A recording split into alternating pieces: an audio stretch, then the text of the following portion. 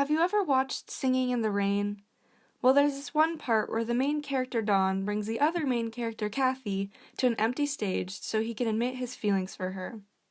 But first, he needs the proper setting, so he adds a beautiful sunset, mist from the distant mountains, and colored lights in a garden to make everything more beautiful for her. And although this is a random comparison, it's exactly what technical theater does for a show. It turns a boring stage into something so much more colorful and full of life. I'm Ruye Alman. And I'm Ava Richards. And this is Theatricult, a podcast devoted to the unseen magic of technical theater. In this episode, we're going to be elaborating on how tech can tell a story and completely alter the way a performance is viewed. Although performers are usually perceived as the storytellers, technicians are really the magicians of the theater that make a simple act become an elaborate story on stage. Whether it be through something as simple as a change in scenery or as complex as a programmed light sequence, technical theater can help to set the tone for any performance and illustrate it throughout the entire show. One thing actors at Carmont like to say is without tech, we would just be a bunch of people running around in the dark, and that cannot be more true. This is Colin Welter, a current senior at Carmont High School. Aside from being on the executive board of the Technical Theater Association at Carmont, he is also extremely involved with the Performing Arts Department, having been the assistant director for this year's musical. Tech, even though they come in later in the rehearsal process, they are just as important in the storytelling. It can be something as big and obvious as a grand set showing you where you are, or this special effect that blows the audience away. Or it can be something as subtle and simple as the sound coming out and emphasizing a certain part of the orchestrations, or the lighting. The lighting can play a huge part in telling the audience like what the mood of the scene is. Is this a good thing? Is it a bad thing? All these little things that the audience doesn't think about because they're so glued in on the acting and the storytelling done by the actors. It just goes over their heads. But it would be a completely different performance without tech.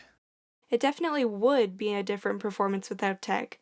And Colin even told us a story about how magical it felt to have all of these various tech elements incorporated into one of his shows. I was just in a performance of Mary Poppins where we had rented the sets and costumes from, I believe, an old national tour. And it totally changed how I did my performance, because in rehearsals, you're in a rehearsal room with some very minimal sets, if any, in your street clothes, maybe your dance shoes. But then once it all came in and I'm wearing this suit and I'm in this massive house that moves on wheels and there's magic happening on stage, everything about my performance was like brought into a much needed context. And then with the lights and music and everything, it really brings the show together. Without it, performances would just be like you're sitting in a rehearsal room watching a bunch of people in their street clothes, which is not the most interesting thing.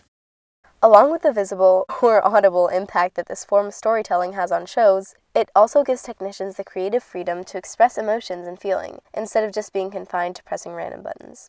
To learn more about this topic from the perspective of the professional technician, we sat down, once again, with Carmont's theater manager, Jeff Horn. I feel like in some ways I'm a little bit of the nerd that really gets excited when I see a show done really well, and especially in those technical elements. And it's crazy. I remember one of my textbooks, one of the analogies they used, especially for lighting, was really interesting because it talked about the phrase that you sometimes hear where it's like the many faces of the mountain, right? You like hear people talk about like, oh yeah, the many faces of the mountain, or like a mountain range totally changes, you know, that's like you should watch the mountain range, it's totally different, or the purple mountains, right? Obviously the mountains are not purple. Like we know that. We know the mountains are not actually changing. The mountain is the same day to day, right? But watching the mountain in the morning when the sun is hitting it really, really bright because the sun's hitting it right on that surface, or like let's talk about like fog or clouds or something like that, all changes the appearance of the mountain. Like all of a sudden it's warmer, or it's raining and it's dark and gloom. Like it's really interesting to think about. So for me, technical theater is like this really fun place where you get to create this dream world, but you also get to create this very realistic world that the audience now perceives as real life. That's why I do it all the time. It's my passion. As Horn just stated, technical theater is one of the topics he's most passionate about.